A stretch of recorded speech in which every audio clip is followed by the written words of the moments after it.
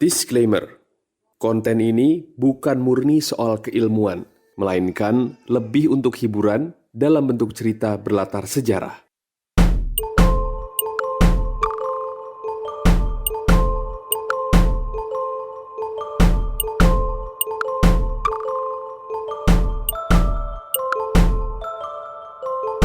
Benang merah.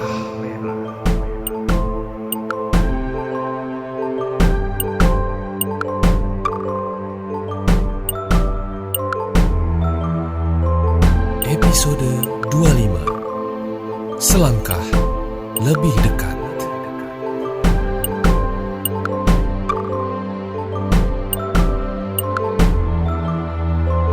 Pada episode lalu, kita telah mengantarkan Ferdinand Magellan meninggalkan Spanyol, memulai ekspedisi menuju Maluku melalui jalur barat, di mana bahaya pertama telah menunggunya.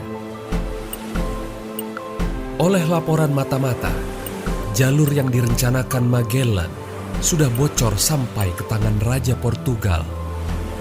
Ia memerintahkan pasukan laut untuk mencegat armada Magellan dan menangkapnya. Tapi di tengah samudera luas itu, kapal-kapal pencegat hanya mengambang tak pasti. Hingga pada satu titik mereka sadar kalau Magellan tidak akan datang.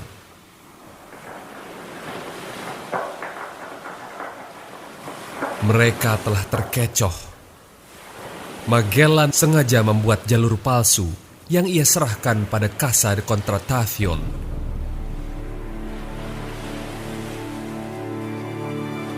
Tahu bahwa banyak sekali pihak yang ingin menggagalkan perjalanannya, ia menyimpan jalur asli hanya untuk dirinya sendiri yang tak ia bagi kepada Duarte Barbosa, João Serrao, bahkan tidak pada Henrique.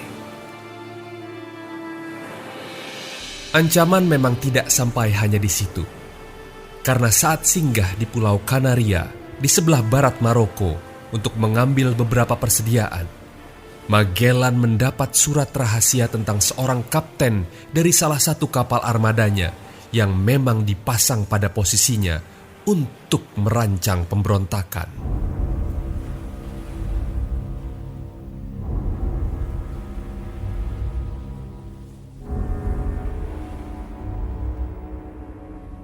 Dari Samudra Atlantik, kini kita menyeberang jauh ke timur, menuju Tiongkok, di mana suatu malam, Tome Pires telah menyiapkan jamuan mewah di kapalnya yang terparkir di tepi sungai Zhujiang, daerah Guangzhou. Sengaja ia tak undang Fernand Perez karena takut kaptennya itu akan merusak suasana. Demikian jamuan ini amatlah penting, mengingat sudah berbulan-bulan lamanya ia menunggu panggilan dari kaisar di Beijing tanpa hilal. Kereta kuda mewah berhenti di depan kapalnya, diikuti 4 pengawal penunggang kuda dan 6 pengawal pejalan kaki. Dari dalam kereta kencana tersebut, keluar seorang kasim berusia 40 tahunan bernama Luo Bing. Sang kasim terpukau dengan hiasan di kapal Tome yang bahkan makin mengesankan kala ia naik ke atasnya. Barisan lentera Cina dipadu padan dengan lilin-lilin yang dipasang di meja makan besar yang berhidang makanan mewah lokal juga Portugis beserta ragam miras dari 2 budaya yang berbeda. Para pelaut muda juga didandani dengan rapi oleh Tome Pires untuk menyambut sang kasim. Jamuan itu pula adalah kesempatan Tome untuk memamerkan kemajuannya dalam berbahasa Cina. Hal itu memang membuat sang kasim takjub. Tapi yang lebih hebat lagi adalah bagaimana cara Tome Pires mempraktekkan bahasa tubuh ala tata krama Tiongkok dengan cukup baik. Begitulah, Tome Pires juga mempelajari budi pekerti ala Konghucu, sumber kode etik masyarakat Cina, terutama kelas elitnya.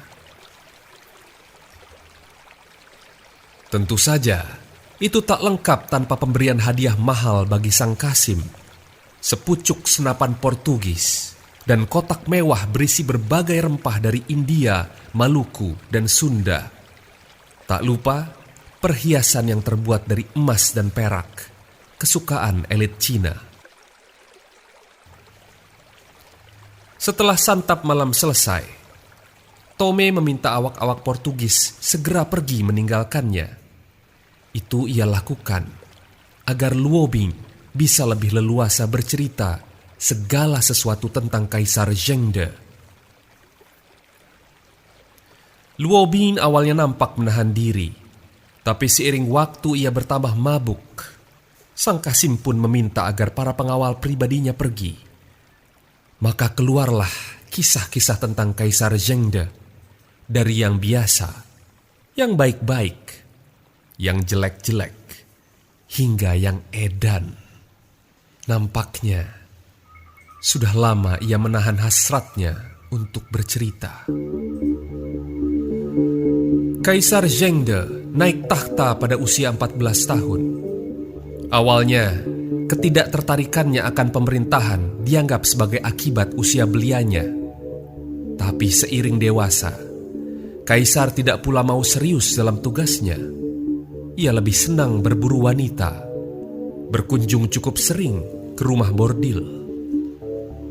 Kaisar memiliki sebuah gedung di luar kompleks kota terlarang, tempat semua hal eksotik ia pelihara, dari harimau dan macan tutul, sampai perempuan-perempuan cantik bagi dirinya sendiri. Saking penuh perempuan di haremnya, beberapa selir sampai menderita kelaparan karena tak terurus. Saking sukanya Zhengde dengan bermacam kesenangan, kadang perilakunya mencapai titik ekstrim. Ia pernah tak sengaja membakar istana karena bermain terlalu banyak mesiu saat festival Lentera. Pernah juga, ia menjadikan istana sebagai setting sandiwara. Pokoknya ia mau istana dijadikan suatu distrik niaga, lengkap dengan pasar, kantor bea cukai, kedai-kedai, gudang beras, dan lain-lain. Kemudian ia wajibkan para menteri, kasim, pengawal, juga semua pelayan untuk berpura-pura jadi pedagang atau penjajah kaki lima. Sementara sang kaisar sendiri berakting jadi orang biasa yang sedang keliling distrik membeli ini itu, mengobrol tentang cuaca dan sebagainya. Siapa yang tidak bersungguh-sungguh dalam aktingnya akan dihukum atau dibuang dari jabatannya. Tapi yang paling gila adalah saat Kaisar menciptakan alter ego bernama Zhu Shou. Dengan samaran itu, ia ikut dalam ekspedisi militer Cina untuk menghancurkan serangan Mongol di bawah pimpinan Dayan Khan. Untung saja mereka berhasil dikalahkan, karena kalau tidak, Kaisar bisa saja mati di medan tempur, dan tak ada yang mengetahui nasibnya itu. Girang dengan kemenangannya, Kaisar Zhengde menunggu-nunggu kapan karakter Zhu Shou ini bisa digunakan lagi. Maka datanglah saat di mana muncul pemberontakan Pangeran Ning di salah satu provinsinya. Tapi kali ini, begitu ia sampai sebagai Zhu Shou, pemberontak telah dikalahkan dan pimpinannya telah ditangkap. Zhengde alias Zhu Shou pun ngambek. Ia melepaskan pimpinan pemberontak hanya untuk ia tangkap kembali. Tapi keajaiban perilakunya diimbangi dengan keadaan negara yang kebetulan mengalami kemajuan ekonomi. Secara luas, rakyat Tiongkok cukup sejahtera di bawah ordenya. Wajah Tome Pires yang tercengang mendengar semua kegilaan perilaku Kaisar Zhengde membuat Luo Bing jadi sadar kalau ia sudah terlalu banyak bicara. Ia pun memohon diri untuk pamit sebelum Tome sempat menyampaikan maksud utamanya. Buru-buru Tome menahannya, berkata kalau ia ingin memberikan suguhan terakhir. Tome Pires minta agar anak buahnya mengambilkan gitar, dan ia memainkannya di hadapan Sang Kasim yang nampak sangat menikmati alunan musik fado dari petikan dawai Tome.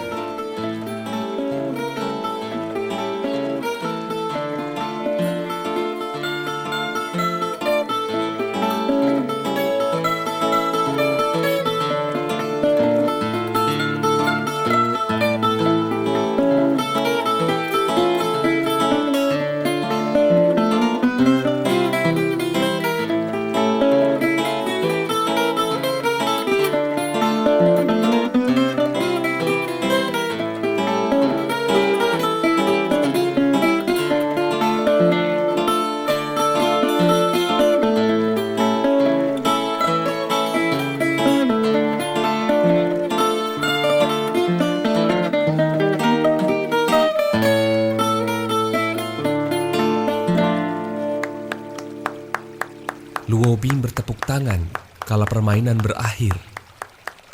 Ia mengatakan kalau permainan gitar Tome sangat bagus dan mengingatkannya akan permainan musik Arab dan Persia. Yang mulia Kaisar sangat senang dengan budaya asing, ujar Luo Bing. Kata-kata Sang Kasim itu mungkin terdengar sederhana, tapi bagi Tome itu adalah suatu poin penting dalam diplomasi. Oh, begitukah Tuan? Bagaimana dengan kami, orang Portugis? Apakah kiranya Yang Mulia Kaisar ingin tahu lebih banyak tentang budaya kami? Luo Bing tertawa. Ya, bisa jadi seperti itu. Tapi aku lihat, kalian tak membawa perempuan dari kampung halaman kalian ya? Sang Kasim bercerita tentang kesukaan Kaisar yang bukan hanya berkisar pada seni dan budaya asing dari Arab dan Persia, tapi juga wanita-wanitanya yang ikut mewarnai keragaman di dalam haremnya. Luo Bing lalu melihat ke arah Portugis-Portugis muda yang berdiri di kejauhan, membikin Tome Pires heran akan pola Sang Kasim. Tapi jika kau tak punya perempuan, aku lihat ada lelaki tampan yang... Tome Pires tak bisa menahan rasa kagetnya. Lelaki? Lagi-lagi Luo Bing tertawa, dan sambil menenggak miras ia berujar. Ya memang tidak selalu, tapi... Yang Mulia kadang juga tertarik pria-pria dengan ketampanan luar biasa. Kau tahu Tuan Pires? Ia punya kekasih bernama Said Hussein, seorang pembesar dari suku Hami di Xinjiang Timur. Harus kuakui, dia memang sangat tampan.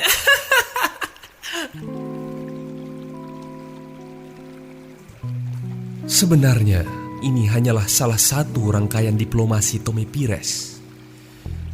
Sebelum-sebelumnya, ia telah mengundang dan menyambangi tokoh penting yang dekat dengan istana, semua untuk membuka jalur menuju Kaisar Zhengde. Tapi tiap kali mendengar kisah tentangnya, selalu saja ada hal baru yang mengagetkan. Tome sendiri memperhitungkan kalau jamuannya dengan Luo Bing adalah keping puzzle terakhir, karena tidak ada yang lebih dekat dengan Kaisar dibandingkan para Kasim. Keping puzzle. Mengapa begitu? Sebab dari penyelidikannya, Tome Pires mengetahui kalau di kota terlarang sendiri terdapat faksi-faksi yang saling bertentangan dan bersaing mendapat pengaruh. Dan ia sengaja menghubungi tiap orang yang mewakili masing-masing faksi tersebut. Di pertemuan dengan orang-orang besar sebelum ini, Tome mendapatkan kisah tentang betapa berkuasanya para Kasim. Bahkan, sempat ada suatu kelompok kasim istana yang disebut 8 harimau, dengan kepalanya bernama Liu Jin.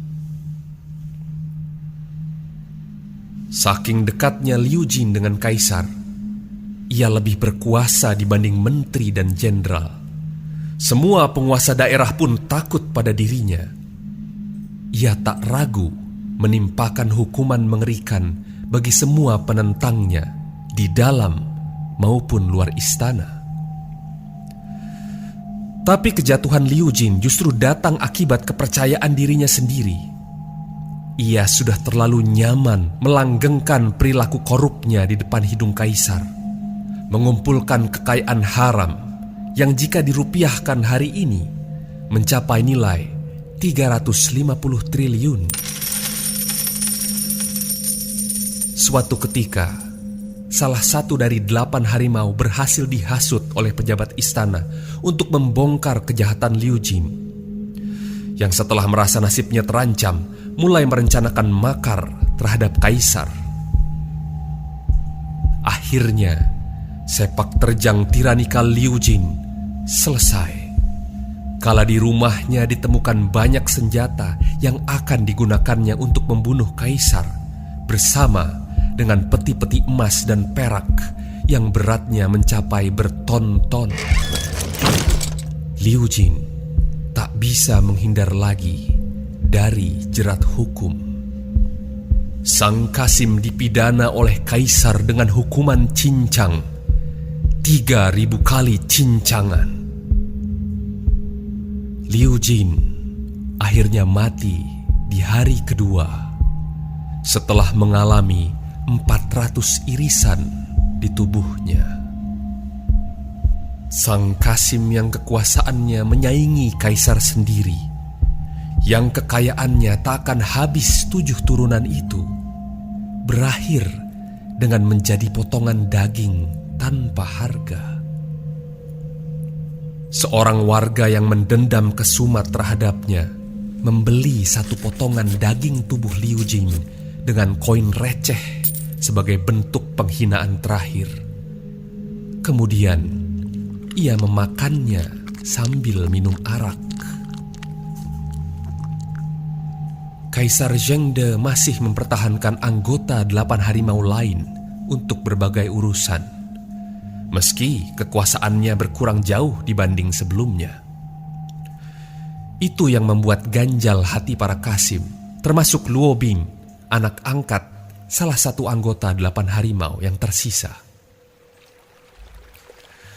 Di akhir pertemuan, Tome menjanjikan banyak keistimewaan yang akan diberikan Portugis bagi para Kasim yang membantu mereka dalam urusan diplomasi dan niaga dengan Cina.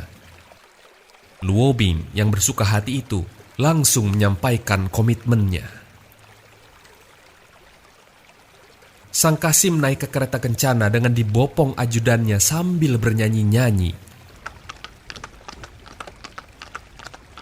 Tak berapa lama setelah kereta itu pergi, Fernam Perez yang giliran datang ke hadapan Tome Pires dari kapal sebelah. Ia berdiri sambil bertolak pinggang. "Kau tak mengundangku lagi, Tuan Pires." Tome Pires tersenyum lalu berujar, kesatria seperti Tuan tak pantas dengan urusan banyak cincong. Dan baiknya duduk manis menunggu hasil dari saya yang hina ini." Fernam Perez menuding-nuding Tome seraya berkata, "Hei Tuan Pires, akan kulaporkan semua keborosan pesta poramu. Maka kau tak akan bisa tertawa lagi."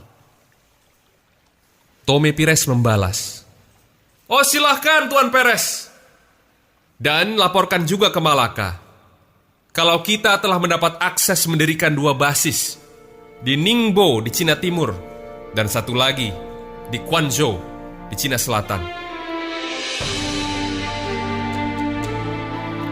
Sekejap wajah Fernam Perez nampak terkejut. Ia tak bisa menutupi binar matanya yang penuh kegembiraan, bercampur rasa tak percaya. Gertakan dan pedang Fernand Perez memang berhasil membuat mereka bisa masuk ke Tiongkok. Tapi mulut manis Tome Pires lah yang berhasil membuat mereka lebih dalam mendekat ke jantung sang naga.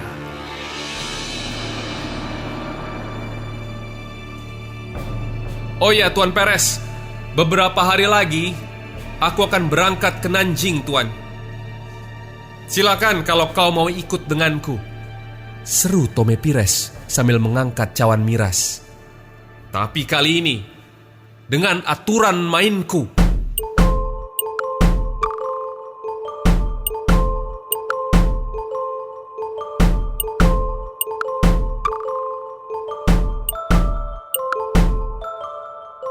Setelah mengalami banyak tantangan, akhirnya Tome Pires mendapat titik cerah dalam diplomasinya dengan Beijing. Lalu bagaimana pula perjalanan Magellan menuju Maluku? Ikuti terus keseruan petualangan kita di episode selanjutnya dari Roman Benang Merah dalam judul Pada Gilirannya.